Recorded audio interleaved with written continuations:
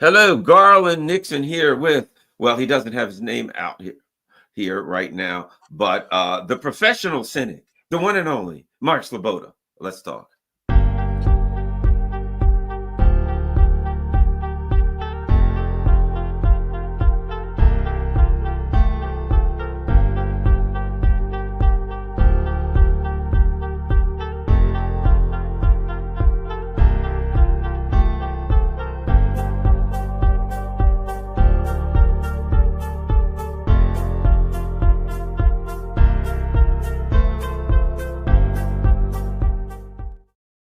Good morning, Garland Nixon here with the one and only Mark Sleboda, and he is a professional cynic. And I recognize that I'm just an amateur. I'm still learning, but I'm learning from the best of them. But those who know me know that I can be quite the cynical character myself. So maybe that's why Mark and I have so much fun doing the show. All right, let's get rolling. Mark, don't where can people find? Where's your Substack, and where can people find Joe online and follow you on X and all that stuff?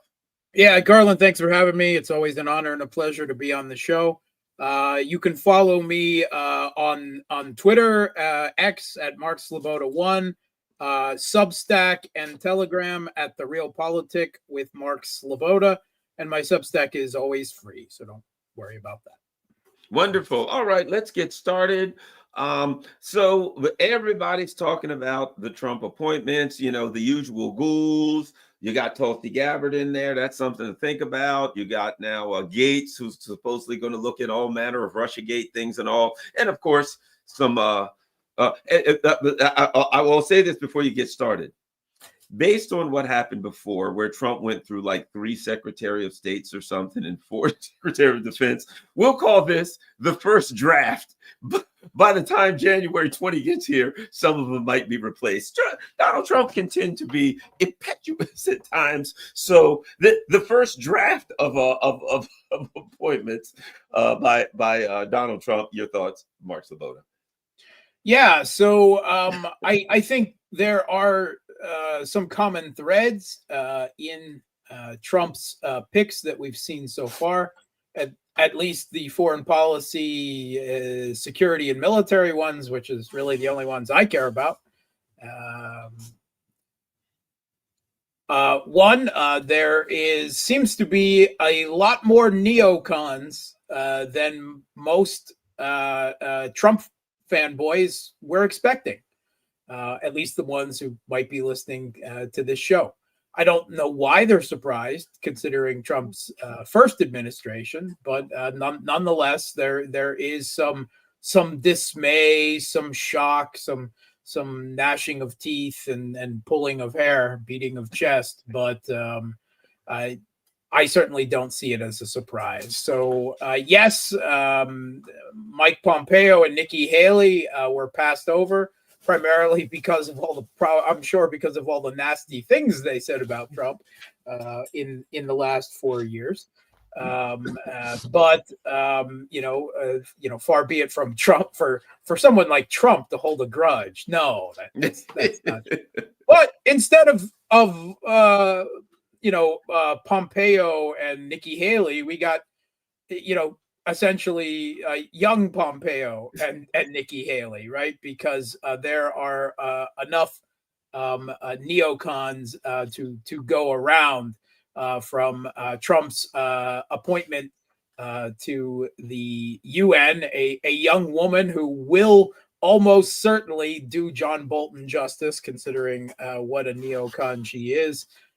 From Mike Waltz as the national security advisor, and on top of everything he has to say about the necessity of bombing Iran and confronting China, he has done photo ops with Azov before, with Azov militants, and said he would get out what heroes they are to the American people. So there's that. John Ratcliffe as the CIA director, and of course, the neocon bête noire Mark Rubio as Secretary of State, probably the most important cabinet position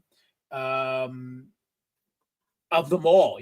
After the U.S. president, I would say the Secretary of State is usually more important than who the vice president is.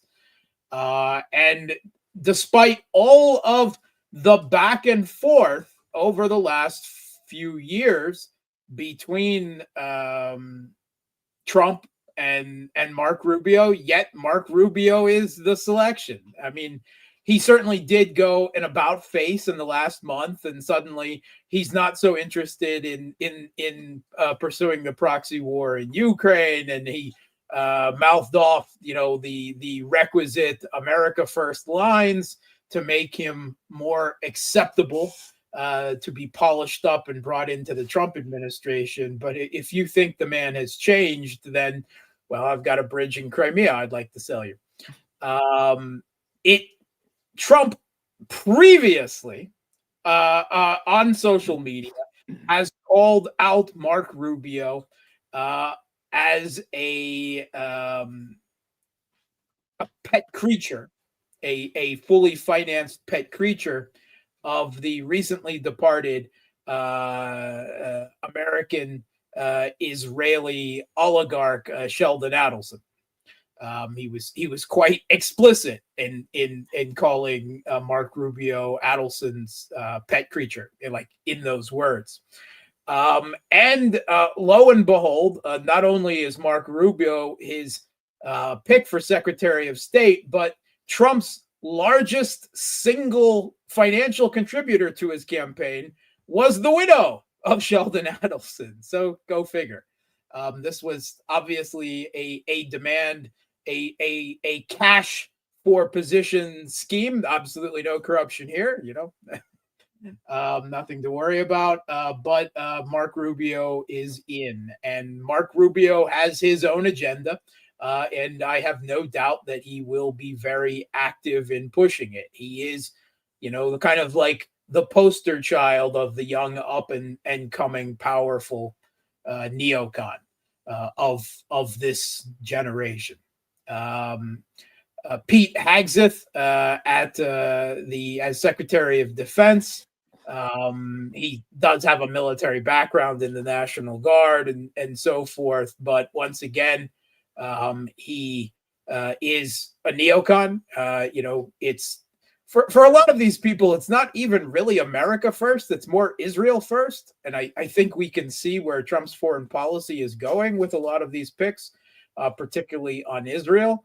And Mark Rubio's already tweeting about peace through strength, which, oh yeah, the strength has got to come first before the peace. I can't help but notice that. And you have to demonstrate that strength, of course, something the U.S. actually hasn't done a really good job of in the last few years. So I think there is going to be a definite push to Trump from these now close advisors of his that will be pushing him to display that strength, to teach, Putin and the mullahs, as they call the leadership in Iran and so forth, who's boss. I think that will probably be something very quick out the gate, despite his campaign rhetoric of not wanting any more foreign wars. The one standout from these picks, you could say Matt Gaetz is Attorney General. That's a big, middle finger to the national legal establishment that pursued these hoax Russian agent claims against him. And I'm sure Matt Gaetz will have some fun there if he manages to get confirmed. But that's primarily a domestic matter, so kind of below the radar for me. But I would have to say that Tulsi Gabbard, who recently switched from, she had been a Democrat and then independent. Now she's joined the Republican Party, I guess, to make it more palatable for her to be given a position. If she had been Secretary of State, that would have been something. Still, she has been given the position of Director of National Intelligence. And she has had some very sharp criticisms of neocon foreign policy over the years, and Biden's foreign policy, which was essentially a neocon foreign policy. And in fact, she has not so long ago in social media been calling Mark Rubio in the same government she's in now, or that she's selected to be, a neocon warmonger, right? Quote unquote. So I think that it will be difficult for Trump to get Tulsi Gabbard through the nomination and ratification process in the U.S. legislature. First and foremost, every single Democrat will vote against her as they see her as a traitor. Look, as they will with every single person the most Rubio they won't. They'll all vote in. Yes, Rubio. They'll be happy to appoint Rubio and perhaps a few others there. Mike Waltz. We'll see, but definitely, not Tulsi Gabbard. And there are almost certainly going to be enough Republicans who will dissent from their new president or president-elect at the present time in order to express their displeasure over her foreign policy views, her having been a recent convert to the Republican Party, and so forth. I mean, Tulsi Gabbard is hated on bipartisan consensus basis. It was famously Hillary Clinton that called her a Russian agent, as neocons like Dick Cheney and Liz Cheney were flocking to her banner. She is the one, in my mind, the only lone independent voice against the neocons, against a U.S. foreign and military policy of hegemony within the administration of note, of a significant position. I imagine this will make national security meetings quite tense, right? Imagining her and Mark Rubio and Mike Waltz across the table at each other as they're advising bombing Iran and launching missiles into Russia. That should be quite interesting. It would, of course, nice to be a fly on the wall, and maybe we'll get some leaks. But she has not shied away before of calling these people what they are. So if she manages to get through the nomination process, I think that, first of all, it indicates that Trump is once again, what so many foreign leaders, and including Putin, but many others, even among U.S. allies, have talked about Trump. The worst thing about Trump is his unpredictability, right? If you want to talk about the madman theory of international relations, Trump definitely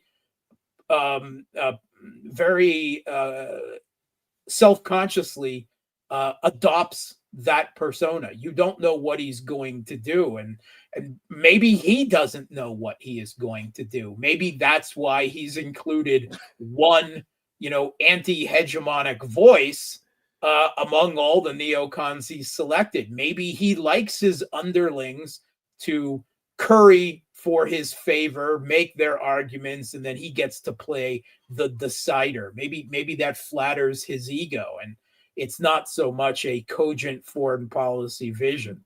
We'll see going forward. But if Tulsi Gabbard does make it through the nomination process, I will be very interested to see how long she lasts in that position amongst all the others. If you'll remember that in the first Trump administration, he also nominated some standout figures that were against orthodox U.S. Foreign policy promoted by neocons on both sides of the aisle. General Flynn, who was axed right away. They got rid of him as the biggest threat who could have defended Trump. And very interestingly, Rex Tillerson. Rex Tillerson, although, say what you want, and I've got lots to say about him being the CEO of a major American oil company. Yes, but as Secretary of State, he did not fit the usual mold. He was more of a transactional realist, as Trump professed to be, and he refused to hypocritically weaponize the issue of human rights against America's chosen adversaries. He just refused to step into that hypocritical pile of feces. And there was even this very famous, it was in the Western media, a leaked memo where Yes. the permanent bureaucrats in the State Department, they tried to explain to him, look, you don't understand. This is what we do. We weaponize the issue of human rights against our enemies, and we give our allies ourselves a complete pass. And obviously Rex Tillerson wasn't playing to that tune, but we saw Rex Tillerson replaced, by none other than Mike Pompeo himself after his service as director of the CIA. So I wonder how long Tulsi Gabbard will survive in that environment if she manages to make it through the nomination process. But she'll be one lone warrior for any kind of sanity amongst all the neocon madness. And, hats off to her. Yeah, one very powerful warrior. You know what I mean? I mean, the CIA director reports to her every day. It is the DNI that gives the daily intelligence briefing to Donald Trump. And that's the difference between the person that says the Russians are losing because they're fighting with shovels and they're out of missiles, and the person that says, here's the truth. You know what I mean? One other thing. Go ahead, Mark, and then I'll say, go ahead. What were we going to say? Yeah, well, it's very interesting because, of course, Trump hates the U.S. security services, right? Particularly, yes, he does. The FBI, but not only the FBI. We know he doesn't trust, what the CIA were telling him either. And this is obviously another Trump throwing a middle finger to, the U.S. intelligence establishment and positioning what many there, have, and this has been expressed quite openly. There's a U.S. House of Representatives, a woman who was former CIA, and she's already gone ballistic on social media about how insulted she is against Tulsi Gabbard's nomination because she's Putin's puppet, right? Because she doesn't toe the foreign policy orthodoxy of hegemony. And Tulsi Gabbard was put on by the Joe Biden administration on the terrorist watch list. Now she's going to be in charge of that entire process, which is absolutely a little bit of Schadenfreude. So I'm not terribly confident about one lone person at the DNI being able to hold back the tide of neocons that we now see in the Trump administration, but I certainly do get a bit of Schadenfreude from it. Yeah, well, and I'll say this, Trump beat the hell out of those people. He stomped the Democrats and everybody else into the ground. It is what it is. Whatever you think about Trump, he was a political tsunami in this country, right? I've told people, people are like, you picked Trump all along. And I said, man, I went up in Baltimore City. I've been on this country. I'm honest about things. I seen black folks riding around with Trump bumper stickers. When I saw that, I said, it's over. Because the fact of the matter is, the Democrats, if they lose the black vote, they are not a viable party. You know what I mean? That's such a part of what they get. You know what I mean? It's like they run in a given state, and the numbers come in and they're like, they're $10,000, $20,000 behind. Well, wait, the numbers haven't come in from Philadelphia or Chicago, whatever that given state is, right? The black vote comes in, they're down by 10,000 points, and they win by 10,000 points. When those people are running around with Trump bumper stickers, as a matter of fact, I was covering this thing on election night. And generally, when it gets up to like, oh, let's say Pennsylvania, and they're like 88% in, and Trump's up by 5 points, usually the Democrats are going to win because it comes in from Pittsburgh and Philadelphia, right? Boom, that bumps the Democrats over. So usually, you know, the Republican, unless he's got a big lead, he's going to win. This year, when it hit 85, 88%, 80%, the numbers for Trump started rising. Never saw that before. So I knew it's over. People are done with the Democrats. Infuriating at the Democrats, right? As well they should be. Here's my point. If Trump really wants somebody through and he goes and starts using the bully pit, leaning on these members of Congress, he got everything, all of the Republicans and most of everybody else. A member of Congress knows, senator, whoever, if they go home and Trump is pissed at them and he's unhappy with them, and he says to the people in their district, I ain't happy with them, they're gone. They're done. He has so much political capital. If he decides that he wants to spend some of it, I damn guarantee he's going to do it with Matt Gaetz because he wants some revenge. But if he wants to spend it on those two people, and he needs to, because the MAGA people were furious. They were like, oh, I can't believe this. And then the MAGA people saw Gaetz and Gabbard, and they're like, okay, we'll give you a break we'll give you a little more rope before we go. Yeah, he tossed them a bone. He tossed them a couple bones. Exactly. If he decides to spend the political capital to get them through, you can't stop him because right. He had so much coming in. You know what I'm saying? I can't argue with that. He's got some heft right now. There's no question about that. There's no attempts to question his victory on either side of the aisle this time. And I have to say, I'm originally from coal country, Pennsylvania myself, Pennsylvania. So I was watching the vote from afar in Pennsylvania closely myself. I have to say that all of the Democratic voices in the media and everything that right after the election were blaming Trump being elected on misogynist Black and Hispanic men. Yeah, not a smart play for the future of the demographics there. I just got to say, who's the real racist here? I have to say that. But I would also point out the Amish came out in force for Donald Trump, which is just kind of blew my mind. It was mind shattered. But I saw that and I'm like, man,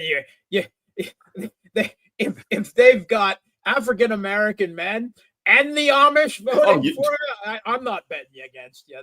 Not in populist politics, that's for sure. Well, we saw Trump running around. He was the French fry cook one day. Then he was with an orange vest. So I guess in the midterms, he's going to have on suspenders and a straw hat. He'll be walking behind a plow with a horse or something. He loves those.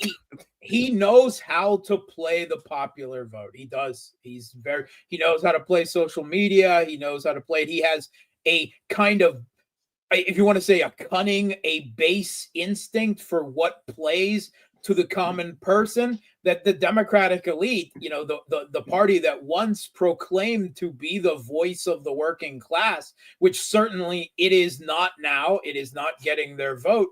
And Trump, about as far from working class as you can possibly get, yet he managed to speak to them in terms, that appealed to them. So it shows a type of political charisma and genius that you would, really be hard pressed to deny at this point. Well, for people who don't understand that, I'm going to tell them, knowing New York City, I will tell you right now why it is that Trump has that ability. If you understand Manhattan, you understand the boroughs, Trump was born in Queens. Even though he was born a lot of money, he was born in Queens. The snooty Manhattaners look down at the Queens people. Oh, don't touch us, you filthy little Queens people. They might as well be from rural Mississippi, right? If you notice the way he talks, they've got they've all got their pinky up. They've got the right salad fork. And you know what I mean? They're on the Upper East Side. They're The Queen's people, I don't care how much money you got. He's a member of the unwashed. He's the lower, the hoi polloi, as they say, right? So my point being, there is a dynamic in New York City that he experienced, that those same limousine liberals in New York City saw him as the Queen's outsider, the filthy little unwashed who doesn't speak our language, and he's uncultured. So he's familiar with that dynamic. People that don't understand the ruling elite and have not been around a bunch of rich people got to understand that. And fortunately or unfortunately, I've had the experience to be around some really, really rich people and some really, really some of the events that they have and stuff, right? And you start to realize the snobbery amongst the ruling elite. They can find the smallest little reason to divide themselves. Well, yes, I'm worth $1 billion and you're worth $1 billion, but, and then there comes the, you didn't go to the right school, your family didn't come over on the Mayflower at a certain time, blah, blah, blah. So they can be the snobbiest bastards in the world amongst themselves. And a guy from Queens, oh no, he might as well be a trash truck driver. I don't care how much money he has. So you know what I'm saying? They created that dynamic where he understands how to look at them and say, you Upper East Side liberals, you think I'm a filthy old Queens nobody. So that allows him to identify with the guy who says, I fix transmissions. And that's what I do for a living. I'm a transmission mechanic. That's how I feed my family. And these friggin' Yale liberals look at me like I'm a piece of dirt. You know what I mean? Like I'm not. So that dynamic is there for Trump, if you understand what I'm saying. It makes perfectly sense if you understand the dynamic of the Upper East Side liberals versus the rest of the boroughs. Never let it be said that America's elite doesn't have their own blue blood tradition. Now, we got important things. Granted, they're going to apparently they're practicing democracy in Germany, and by practicing democracy, that means they're going to try to get rid of the AfD, who's probably going to come in second in the election. That's an interesting way of practicing democracy. But the Ukrainians are next. The word's out, Mark. They're going to have a free and fair elections in the free and fair elections in the way that Tony Blinken would see a free and fair election, in the way that when Hillary Clinton said we should not have allowed the Palestinians to have an election unless we could control the outcome. I suspect that's what's happening. What do you think about the free and fair elections that are clearly, absolutely going to happen next year in Ukraine? Okay, so I mean, let's touch briefly first on the quote free unfair elections that they're going to have in Germany.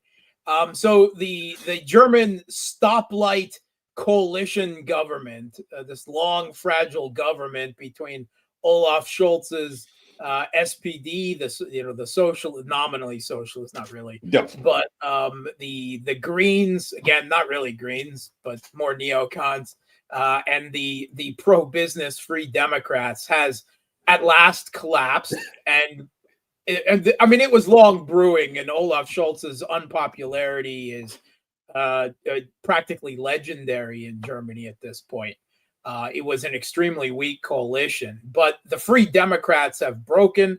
Scholz fired Linzer, the leader of the Free Democrats, whose position was finance minister, ostensibly over the issue of aid for Ukraine, because Germany has a 9 billion euro hole in its budget. And they also have constitutional measures where they have to balance the budget after a certain time. Basically, Scholz and Baerbock were pushing Linzer to just look at past and rack up some more debt so he can send more money to Ukraine. And Linzer, with an eye on the future and trying to salvage his own party, I mean, the Free Democrats are always hinging right on the 5% Bundestag threshold of getting into the German parliament. So perhaps with an eye towards that, he made a public issue out of it and said no, and Scholz got rid of him. Well, that ends the coalition. The quote-unquote opposition Christian Democratic Union, which is now the first in popularity, just barely. The first most popular party in Germany, that was the party of Angela Merkel. They've called for a vote of no confidence, and new elections have already been scheduled for February. And the members of the coalition are going to be wiped out. I mean, the Greens are incredibly popular. The SPD, unfortunately, what it probably means is that the Christian Democratic Union, which is even more rabidly pro-Kiev and more rabidly anti-Russian than even the government was, Meinzer, the leader of the Christian Democrats, he has already essentially promised to send Taurus cruise missiles and to launch ultimatums at Putin to stop the SMO. Despite the fact that German voters in the local elections we have seen in the last few months, there was a huge break with the German population joining to either the far right, quote unquote, Alternative for Germany, or the new far left Sarah Wagenknecht party in Germany, because both of them took a stand on two issues. One, they were against further support for the Kiev regime in Ukraine, and they were either critical or extremely skeptical about the current migration rules. And that is the pillar right now of not only the SPD but also the Christian Democratic Union policy-wise. So they did not learn any lesson from that, from those beatings up in local elections, particularly in East Germany. And despite obviously the German population is going to break big in that direction, they're still going to end up with an even more warmongering government, more than likely, because there will still be enough of the German population that are trapped in the center-right, center-left shuffle. And so we'll vote for instead of voting for the SPD, they'll vote for the Christian Democratic Union. They'll be too scared of the fear-mongering about the AFD, which are caricatured as fascists, or the Sarah Wagenknechts, which are caricatured as communists. And despite obvious German public sentiment turning against support for the Kiev regime in Ukraine, they'll end up with an even more rabidly pro-Kiev government, almost assuredly. Whether the Christian Democratic Union will probably have to do it with some type of coalition. They've said that they won't do a coalition, a grand coalition with the SPD again, such as Angela Merkel had to maintain power. But I think that's probably still the most likely outcome. As for Ukraine, there's lots of talk. The Russian intelligence agency, the SVR, once again released a warning that the U.S. is once again thinking about getting rid of Zelensky, and so they're below the radar, supposedly pushing for elections in Ukraine next year in order to replace him democratically, rather than staging another putsch in the country. And he doesn't have any legitimacy as president. He's only in power by extensions of martial law. His presidential term, such as it was, I don't consider any elections in Ukraine since 2014 legitimate. So here's the problem with that. If there is such a plan, it would have to survive a transition period. It would have to actually be grown in a transition period between Biden and Trump. And that seems questionable to me. At the same time, The Economist, the rabidly anti-Russian British publication of record, is now also talking about rumors about elections in Ukraine, that certain NGOs, being pushed by the West or trying to work on it, and that some people who might be a presidential rival, totally not Zelensky. We're not mentioning Zelensky. We're not mentioning the Banderite fascist general himself, who was removed by Zelensky. But that is I'm sure, the top of most people's minds. Certainly the West views him as an acceptable replacement for Zelensky. The question is, can they stage an election without having a ceasefire in Ukraine? Probably not. That's probably physically impossible.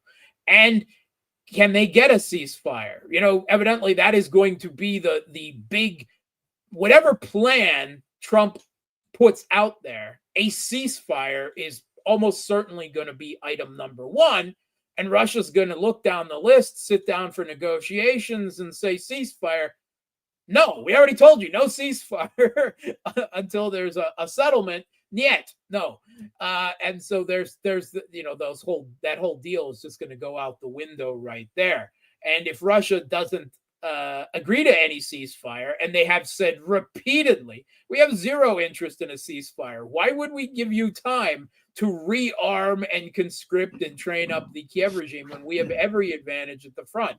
It makes no sense. We've got the initiative. We've got the dynamism. We're ahead in manpower and artillery and drones and tanks and air power and everything else at this point. Why would we do that? And then I can't come up with a good reason why they would do that. So that's more to the point. So I don't think there's anything to these stories yet. I think the U.S. has flirted with the idea previously, but the time just never felt right for them to remove him. They had put too much political capital in Zelensky, which was probably a huge mistake. He acts like this entitled, spoiled, monstrous child now, who throws a fit every time he doesn't get what he wants, and of course is never satisfied with whatever you give him.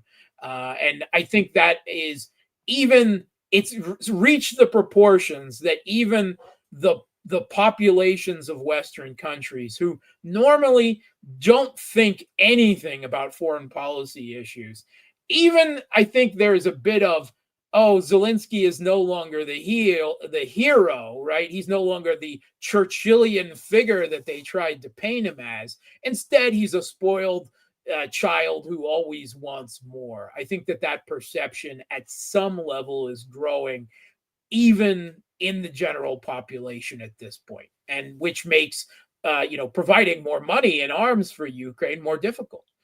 At the same time, as Trump at least has talked about a deal and ending the war and dictating terms to Russia, which Russia will never accept, and to the Kiev regime. Europeans are freaking out and going in the opposite direction. Germany is talking conscription. And as I mentioned, the leader of the Christian Democratic Union is practically salivating at the idea of providing Taurus cruise missiles here in the next few months. The top Polish general says we need to prepare for a war against Germany yesterday. And good old Boris Johnson in the United Kingdom has come out and said that if the U.S. stops if Trump stops aid to Ukraine, which I don't actually think is on the cards, maybe a reduction, but canceling it completely, I think there too much of an argument will be made. You're going to steal Americans' jobs from the military-industrial complex that will whisper in Trump's ears. The neocons are really good at twisting any issue like that. But Boris Johnson says if U.S. aid to Ukraine stops, then the United Kingdom will have to send troops to defend Kiev. Whoa! Oh, that changes everything. I'm considering they've given every single artillery piece they have to Ukraine, every single self-propelled howitzer that the British Army had, they sent, and by their own estimates, they've got enough artillery shells for 2 to 3 days worth of war against Russia. I don't actually regard that as a threat. I regard that as a well, they can put them all. They can put them all in a single double-decker bus. But I mean, with the amount of troops, they one double-decker bus, head right to the front, boom. that gets smacked by them, but they won't even need a missile. Like one artillery round flattens that, and then they're out of the game. But of course they will in such an instance, just as like Macron would have when he was and has recently been talking smack about sending French troops as well. Both would rely on the United States to come and pull their bacon out of the fry pan. I wouldn't have to. If I were them, I wouldn't bet on Trump pulling my. Neither would I. But you bet on Trump. Yeah, that one may come up flat with them. All right. I wouldn't bet on him and I wouldn't bet against him. Exactly. And if he tells them I got you covered, then they're really, that's like when a coach said, when the owner says, I'm 100% behind this coach and I respect him, he's doing it. He's going to get fired within a week.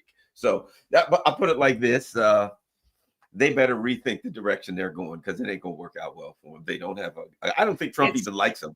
I don't think Trump. I'm sure he hates them. He doesn't like those guys. Keir Starmer, the British Prime Minister, literally sent people to help Kamala Harris's part, which was like they could not. There's nothing they could have done to aid the election, and it was politically just about the most stupid thing. Because, I mean, by any measure, they should have had at least Trump 50% chance could win. And why would they do that? But, anything that's going to help split the United States from the rest of NATO, I mean, let's just applaud their stupidity. Good job, guys. Trump is a very, very vindictive man. He is a very vindictive man.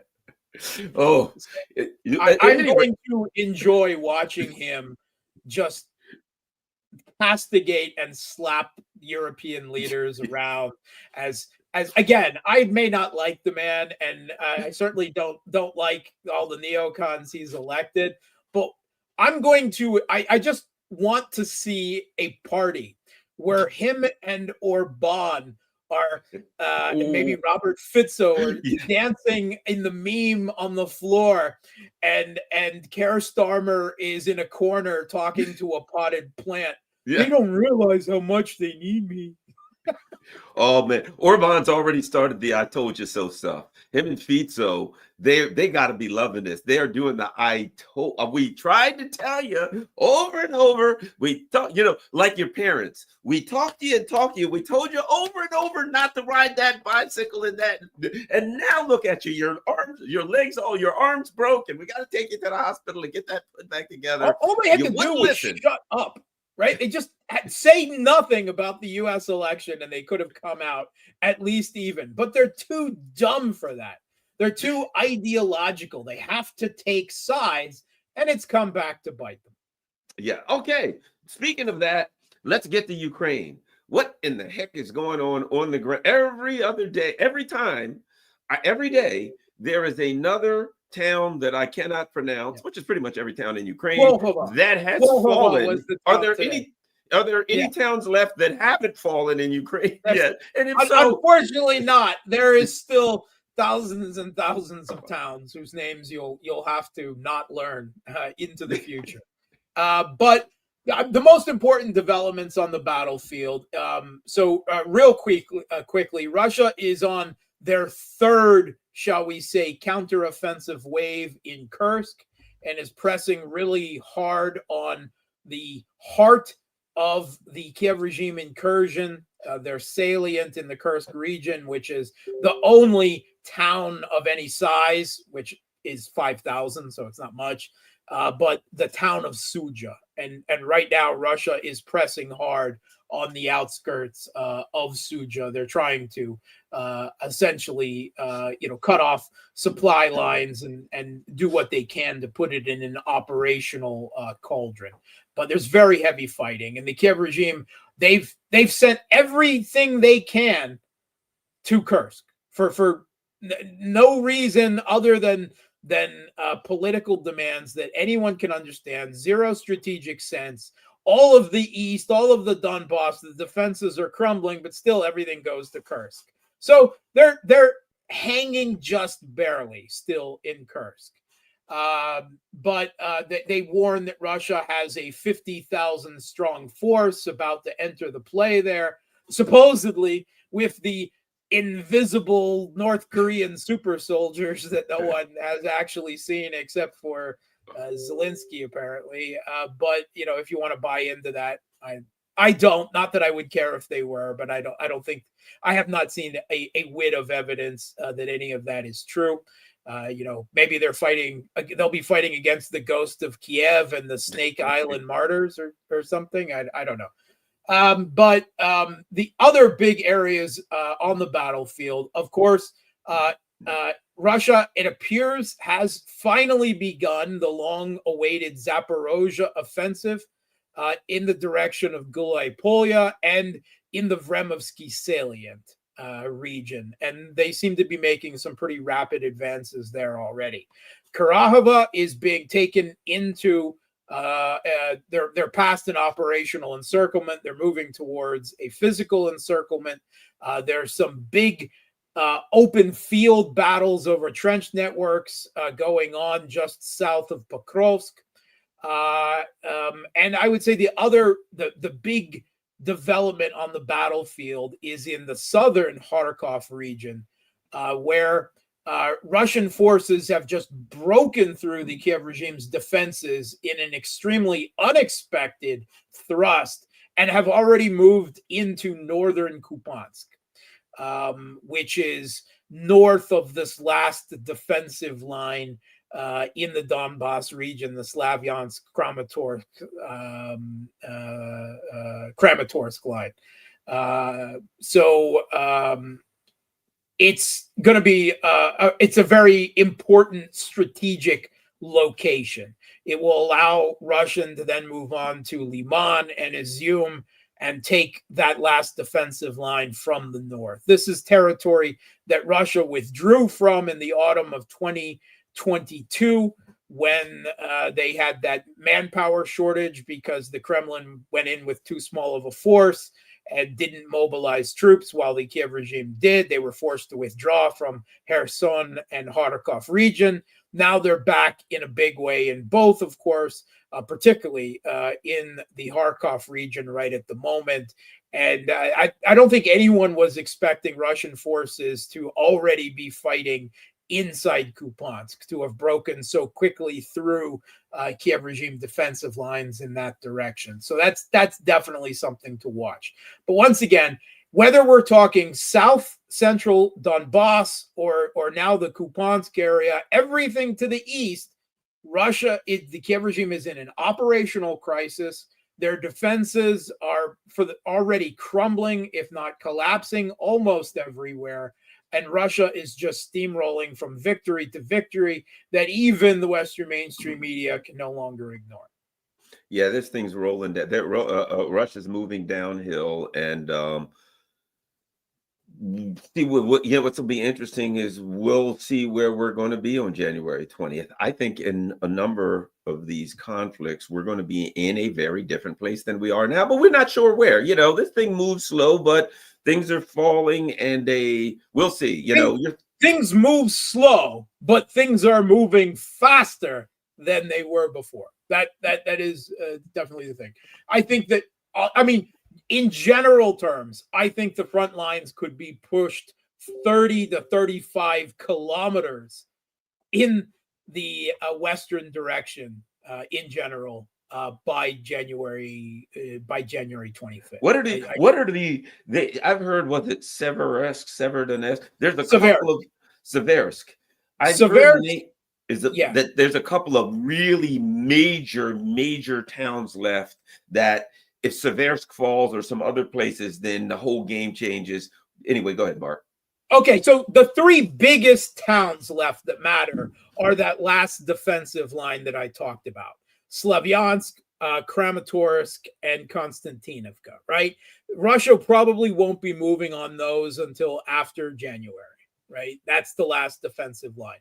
But we talked about Ugledar, which was this southernmost position in the Donbass region that Russia took just like 6 weeks ago.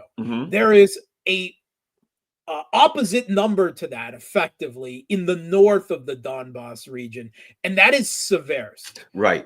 Russia hasn't held Seversk yet, and the geography, the way Seversk is surrounded by high ridges and so forth, it makes it a very tricky town. It's not physically a large town, right? Like, say, Slavyansk or Kramatorsk, but it's tricky to move on.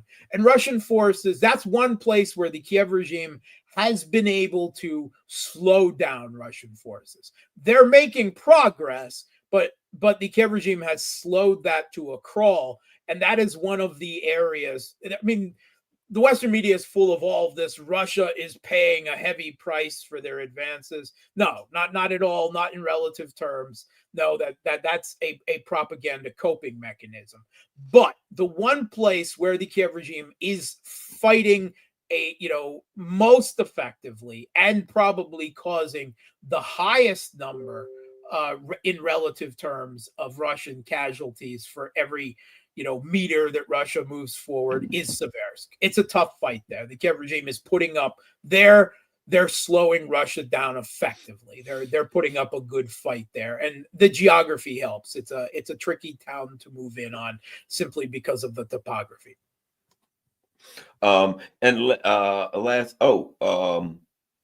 Just two more quick things. One being, well, maybe we'll even do one. All the business about, we didn't touch on Ukraine's possibly getting nukes, did we? I don't think we did. No, we didn't. What's all of this? I'm reading that the Ukrainians may have enough to put together to put a nuclear weapon and blah, blah, blah. Nukes ain't that easy to build. But at any rate, your thoughts on even that conversation. Okay, so there's a report coming out of Ukraine talking about the Kiev regime saying that they have the ability to put together kind of crude atomic bombs that are the technological equivalent of the Fat Boy, right? The atomic weapons that the U.S. dropped on Nagasaki in World War II. They're saying that no, Kiev regime doesn't have the facilities and the time to properly enrich uranium for a modern nuclear weapon, like they continually accuse Iran of doing, which there's no evidence of. But anyway, that takes time and it takes a dedicated program. But that because of their nuclear reactors, they have enough plutonium available that they could make essentially something that is a step up, definitely a step up above, shall we say, a dirty bomb, but is still in modern terms a crude atomic weapon, but that they have enough plutonium to make hundreds of them. And I absolutely believe that this regime, that if it feels that it's going down, will try to do that. They're now making public denials. Zelensky walked it back. No, I didn't say that to Trump. But at the same time, we continue to see reports like this emerge, and this is coming from within Ukraine. We've heard it mentioned so many times, even before this conflict began, by the Kiev regime. I think that they will attempt some type of asymmetric assault, shall we say, some type of dirty trick, whether it is a dirty bomb, whether it is a crude atomic bomb, whether it is a biological weapon. They will try to create an emergency situation such as is politically cultivated just by mentioning the term weapon of mass destruction. And ultimately, they may try to blame it on Russia. But again, the ultimate goal of it will be to freeze the conflict and to bring NATO, an excuse for NATO forces to enter into Ukrainian territory. Ultimately, that is always everything that they work towards. So, they're going to get, as they are getting desperate, they are getting more desperate. And as they get more desperate, as they see things closing about them, if the U.S. begins to cut off aid even more so, they're going to do crazy, desperate things, because that's who these people are. And Zelensky didn't start out as a Banderite, but he has obviously internalized all of that since, and his own people continually talk about him as delusional. And that's where we are. So just expect the unexpected, expect things to get worse as they're getting better. That is the kind of contradiction and dichotomy that we're going to see in these. I don't want to use the term end game because I think it's overblown, and I don't actually think we're in the end game yet, but the end game is on the horizon, and the end game is going to get nasty. Lastly, I guess I keep saying lastly, but I did want to ask you, Israel, and it's certainly, I've heard anywhere from 20 to 25% of the Israeli population are, have Russian dual citizenship. I know there's whatever the number it is, a whole lot of Russians got dual citizenship in Israel. We know that, and a lot of very wealthy and powerful Russians. So there is a connection. Israel's in deep, deep, deep and serious trouble. And similar to Ukraine, they're run by madmen, but they seem to be now, they've stepped in it when they went in so now, yes, they can bomb civilian targets and things like that. But it seems to me every other day, Hezbollah or somebody's got a new missile that they've introduced, and Israel, I don't know how to get out of this one because they've dug themselves into a deep hole. Anyway, your thoughts on your evaluation of the current state of that conflict? Yeah, okay. So first of all, it has to be mentioned that Israel, yes, does have a very sizable population from the former Soviet Union, right? There's no question about that. But that does not make them a friend to Russia in any stretch of the imagination. In Israel, the political parties that these Soviet immigrants, if you will, adhere to are usually the far right. They're usually the worst politically of the parties. And in the last few years, there has been a rush of Russian liberals there. There was actually a number of prominent Russian celebrities that left in 2022, completely obliviously making comments like, "I can't possibly live in a country that attacks its neighbor."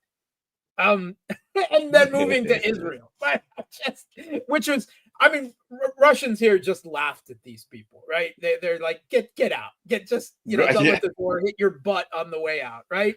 And then of course everything that's happened since. But whether they are the far right in Israel or pro-Western liberals or whatever, quite often a lot of the people that have gone from the former Soviet Union, they're not the type that would cultivate good relations between the Russian government and Israel now.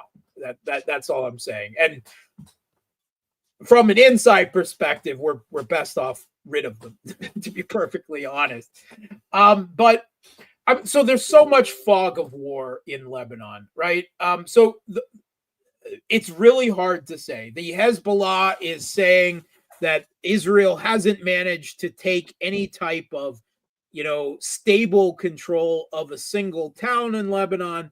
Meanwhile, Israel is saying that they have significantly degraded Hezbollah's military capability, and on maps, they're coloring in large swaths of territory in southern Lebanon is under their control. And I'll be perfectly honest, there is far more fog of war there than there is in most of the conflict in Ukraine. So it's a he said, she said game. Regardless, Hezbollah is still fighting. I think that is the most important thing. They're still incurring casualties. They're still firing missiles. And this is after the very effective Israeli intelligence terrorist attacks and decapitation strikes that did. There's no question. What the military is doing aside, Mossad took out, they decapitated Hezbollah's political and military leadership just to a level that no one imagined was possible. But still, that has not led to a collapse of Hezbollah's resistance, which I think is the most important thing, right? So what did that decapitation strike earn them? With regards to Iran, Iran has essentially made promises they would reply to Israel's last strike on them. There was discussion that they would wait till after the U.S. election to do so. Now that Trump is in and is bringing every pro-Israeli, anti-Iran neocon warmonger into his administration, maybe they'll think twice about that now. I don't know. Certainly, I think that there's enough people in the Trump administration that are just, wiping their little warmonger hands with glee at the possibility of, being gifted with a direct conflict with Iran right out the gate. The Saudis have recently come out, and MBS said, look, Israel do not hit Iran. They've made it, the Saudis are making it clear. We do not want a damn regional war, right? For obvious reasons, right? And let me add this. Trump was very close with the Saudis before. He was outstanding relations with the Saudis and the Gulf. So you've got the Saudis who have great relationship with the Russians with Iran. The Saudis some rapprochement with Iran, right? Yes. So and that has continued in the last couple of weeks, by the way. That has continued. There have been minister level contacts, increasing ties between the Saudis and the Iranians in the last 2 weeks. So that process continues. So the Saudis now, I think, Biden came out, let's face it, look, the Saudis they're the Saudis. Everybody knows what that country is. Yeah. But Biden came out, if you remember, really denigrating MBS, disgracing and disrespecting him, which is unacceptable in the Muslim world, right? He didn't understand the culture, so he's denigrating the guy, putting the guy down and all that kind of stuff. Whatever you think of him, he has to be dealt with. He is a powerful player on the international scale. The Russians came, did what they do. Hey, we got business to do with the Saudis. Let's be friends. But the Trump, to be quite frank, seems smarter when it comes to Saudi Arabia. They don't say we're friends with Israel, and so all Muslims forget them. It's like we're friends with Israel, but, perhaps Jared Kushner can make a few bucks off the Saudis. If we're all really honest about this thing. So I think that Trump's people's good relationship with the Saudis can be something that makes them say, we don't want a regional war. The Saudis don't want a regional war. Well, anyway, your thoughts on that dynamic? Yeah. And the first thing to say is that MBS and his administration, if you will, his regime has matured geopolitically immensely in the last few years. And he is playing a very smart national interest game right now. He's flirted with the BRICS. He's been offered membership. He's still playing on the fence. He hasn't completely committed. I think he understood. He had terrible personal relations with Joe Biden. They hated each other, right? So that was it wasn't the only thing. Saudi wants a multi-vector foreign policy. They look at what was done with Russia in terms of trying to dictate global oil prices, in terms of the cutoff from SWIFT, and they say, no, we don't like that. This could be used against us. We're completely against that. And then the personal animosity with Biden. And Israel has just gone way too far. And even Saudi Arabia, which was under Trump on the verge of signing up to the Abraham Accords, right? And there's plenty of people, and I'm one of them, that credit Hamas's October 7th Al-Aqsa flood as being specifically designed to prevent a Saudi-Israeli rapprochement, right? A very, very geopolitical play in that regard. Whatever methodology they used is a different matter. But I think that Saudi Arabia does not want a regional conflagration. They do not want they have improved relations with Iran. They see that's paying dividends for them. Right now, they seem to be focused on an internal domestic economic improvement. They don't want oil flows interrupted across the Middle East, as a war with Iran would almost certainly do. and they can't find it's impossible right now with the tension in the Middle East for them to get back to that normalization of relations with Israel path. At the same time, they're going to be keeping their eye on the Trump admin, and they're going to be saying, okay, so we had good relations with you before, but we see you bringing in a lot of pro-Israeli people that are just beyond the pale for this region. What are you going to do? Can we get back and play some games with you, or are we best keeping our distance? I think Saudi Arabia is going to play a waiting game and see which Trump administration emerges foreign policy wise in the Middle East, whether they can seek to re-improve relations with the United States or whether they're better off keeping their distance. You know, the one thing I'll say, I'll throw this at you, Mark, as an, you know, certainly when it comes to being cynics, I'm not a pro. And when it comes to being a geopolitical analyst, I'm not a pro. So the amateur will ask the professional cynic. I threw this at other people too. You know, under like a Biden administration, right, you have a cabinet-driven policies, right? Let's face it, at this point, I don't know if Biden can find his way around the Rose Garden on a given day. Probably not. Did you see him walking in the sand the other day or attempting to? That was not a pretty sight, right? He could barely walk in the sand. Well, so at any rate, here's my point. So you've got a Blinken, I keep calling it the Blinken-Sullivan administration. It ain't Donald Trump. Donald Trump's a top-down guy. Donald Trump is the kind of guy that says, this is what we're doing, shut up and do it. I'm the boss. I'm the CEO. I am the Pope. I am the general. And you, sir, are simply a private.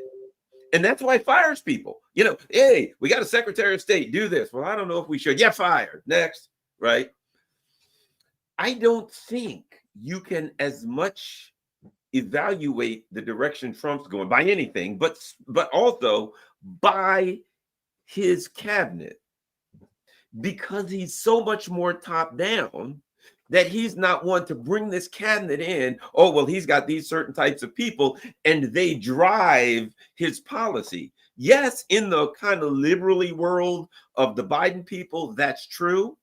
But I think Trump's more of a iron fist kind of guy. And I don't think a lot of people think that people that he's chosen shows us exactly what he's going to be.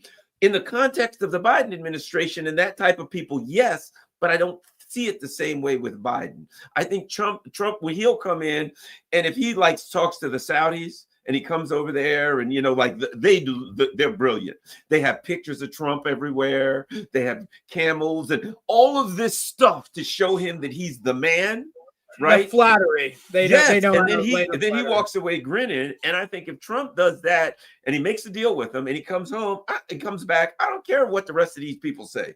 Trump's going to say, "This is what we're doing," and nobody's ever done anything like before. This is the biggest deal in history. What do you think? I imagine. I mean, this is speculation, but sure. I think that Trump runs his government like he did his Apprentice TV show, where people have to come and make their pitch to him. They have to sell him on a policy, right? And he's willing to hear from this person and that person and that person, and then he makes a decision, right? And that decision may be to step in and govern things directly, or it may be to delegate. I don't want to touch that. That's messy. You deal with that. Yeah. There are lots of rumors. Again, it's just rumors that he intends to say, Ukraine, I don't want to deal with that. J.D. Vance, you care about that. Why don't you take charge of that, right? Kind of like Biden took charge of Ukraine for Obama. Yes. So if that's true, that could be a good sign, right, towards de-escalation. I heard he was going to create he was going to have an envoy. Have you heard that? Yeah, well, again, we'll have to see who that envoy is. Right? If it's John Bolton, you know, we're all Victoria Nuland. She's the envoy. Victoria Nuland. Yeah. Oh God. So yeah, I mean, again, that will be another sign to watch for. So but we again, but that's rumors. We don't know if it's true. But he seems much more personally invested in Israel. And at the same time, it must be said, he had very good personal relations with Mohammed bin Salman and Saudi Arabia. So he's got a bit of a delicate balancing act now with the current situation to walk between them. And I mean, the whole Jared Kushner thing was I mean, it was completely meme worthy during Trump's first administration there. I Netanyahu seems to believe, and he's got, good precedent for it, to believe that now he's got a golden road to all the support he could ever want from the Trump administration. We don't know whether that's true or not. And a lot of it depends on how good they are at buttering up Trump's butt. I really say it. I mean, there will be a contest. There's already a contest. We see the European leaders are all turning on a dime and suddenly laying the flattery on like butter, right? I mean, it's hilarious to watch. Even Putin didn't call Trump, right? Whatever the Washington Post may say, there hasn't been a phone call. But even Putin made public statements congratulating Trump on his victory, not directly, but making public statements about it, and talking about how Trump's reaction to the assassination attempts against him were courageous and how he has respect. This is Putin playing Trump, right? I mean, this is him buttering his butt. I mean, Putin is former Russian, KGB, FSB intelligence. They have psychological profiles. They know that Trump is vulnerable to flattery, just like every other world leader does, right? And they're hedging their bets in that regard. They're making what play they think they can to try to set at least the possibility for some type of improvement of relations there. And every other world leader is doing the exact same thing right now. And I think Trump loves that. I think he loves playing the war, the God emperor that everyone is kowtowing to and trying to kiss his butt. Yeah, you're right. And people will play off of that. And you know what? If it works for us, the only thing I'll say is this. Trump has said, I'll end the war. Nobody can end the war but me. I'm going to do this. Here's my point. He's invested in that from the Trump brand. You know what I'm saying? I think Trump, I'm not saying that he can or can't, but I'm saying I think Trump sees that, that as his ego. Nobody could have ended that but me. Nobody could have done. That's the one positive thing. Not that he can or can't, but I think you got a little better chance because he said they screwed up in Ukraine.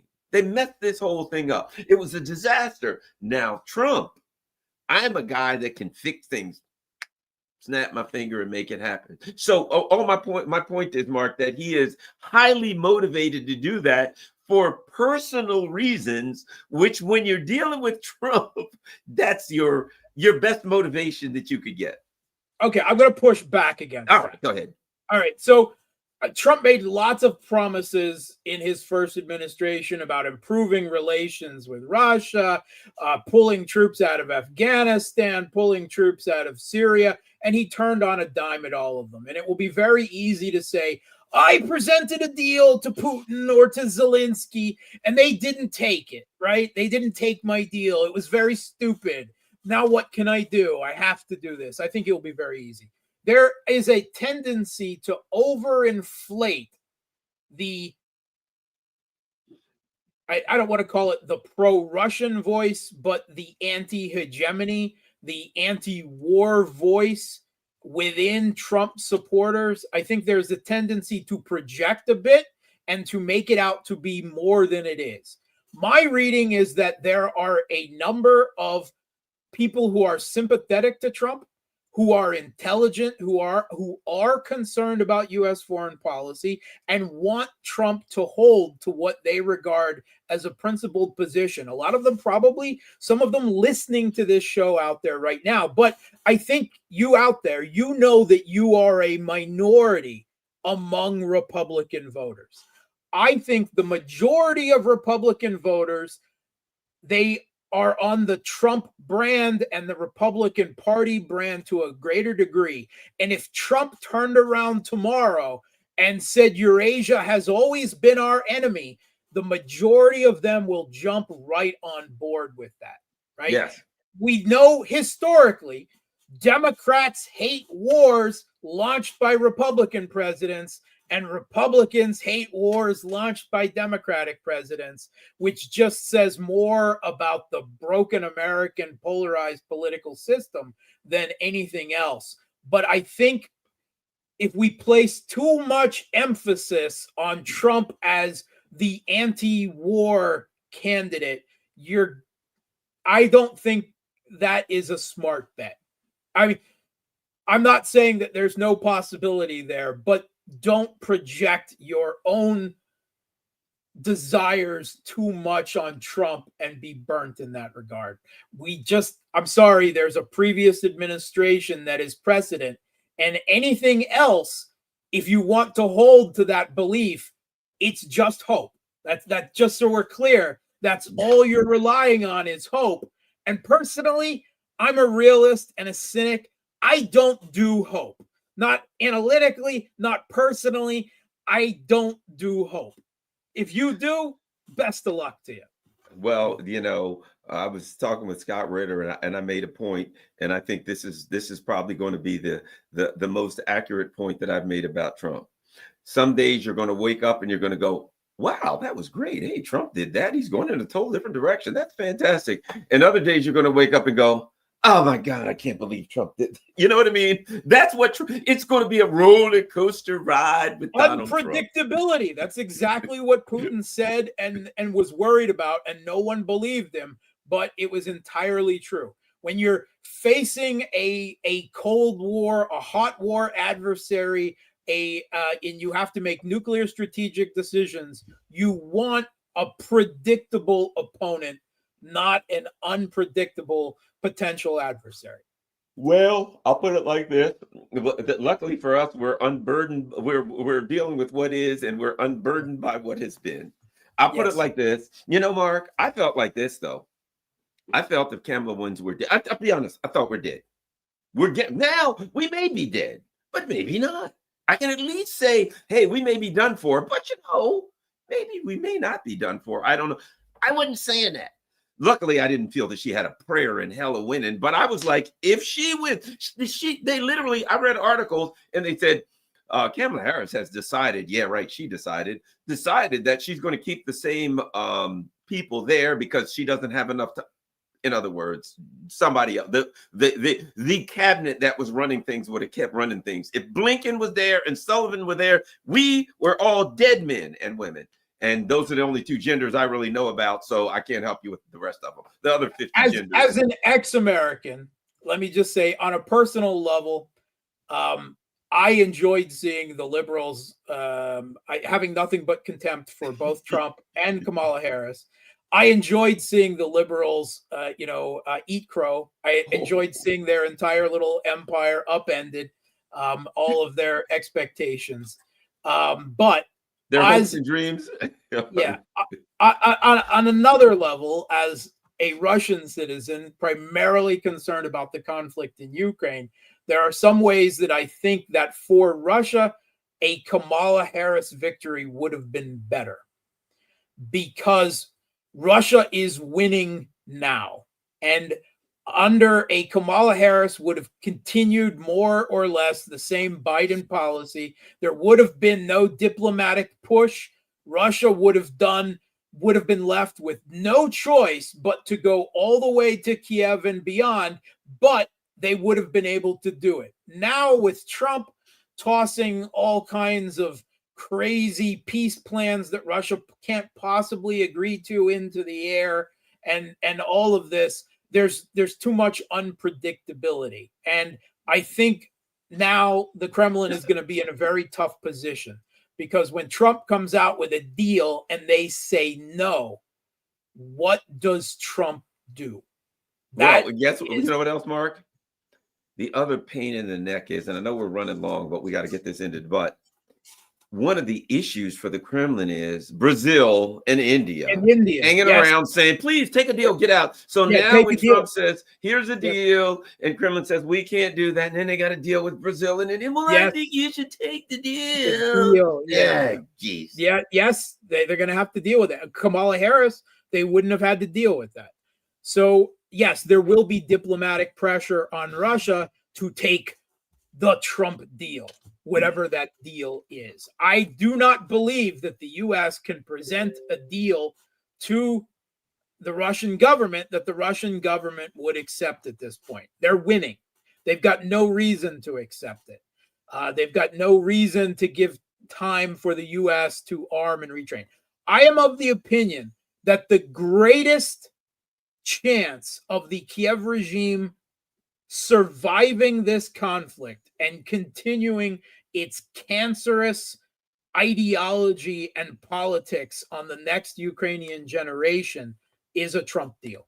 That is their best chance for geopolitical survival. And I don't like that, right? If it was just war all the way to the end, it would be bitter, it would be hard, it would be bloody, but the end is unquestionable. Yep. Now everything is in question again. And if this regime ends up surviving through some combination of diplomatic pressure or whatever that the Kremlin feels obliged to follow in on, then that for me is a bad outcome. Yeah, and it saves some of the idiots in Europe that definitely don't need to be sick. Gives them at least a little bit of a soft landing. Right now, buddy, they're going head first down into a marble They may not floor. even realize, but The Economist pointed out that the best thing for the Kiev regime may be a Trump victory. They came around a couple weeks ago. They came out with an article directly to that effect, and I had already been saying that, and I didn't like reading that, because if The Economist recognizes that, that's someone on the other side recognizing it's not definitive, but it is a possibility that I find unsettling. Yes. All right, Mark Sleboda, what's your Substack again and Twitter so that people can find you online? Substack and Telegram, The Real Politic with Mark Sleboda, and Twitter X at Mark Sleboda 1. Fantastic. And everybody, don't forget, if you can, we got Buy Me a Coffee, patreon.com, and all that kind of stuff. If you can afford PayPal, if you can afford to help out the channel. Also, follow me on Rockfin, follow me on Rumble, and subscribe here. Just in case they throw me off here, you guys can still find me elsewhere. Thanks a lot. If you enjoyed hearing me tonight, give Garland the money. Give him the money. Yeah, right there. Show me the money. All right. Thanks a lot, everybody. Thanks, Mark. We're out.